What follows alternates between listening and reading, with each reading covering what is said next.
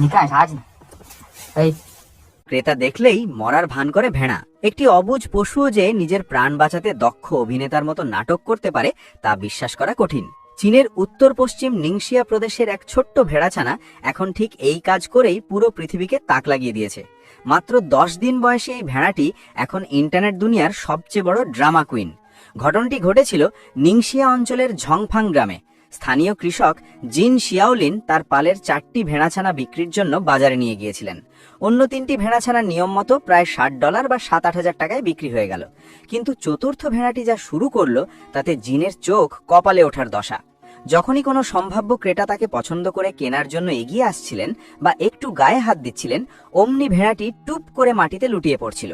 দেখে মনে হচ্ছিল সে হঠাৎ করে মারা গেছে কিংবা খুব গুরুতর অসুস্থ। ক্রেতারা তাকে অসুস্থ ভেবে কিনতে ভয় পাচ্ছিলেন।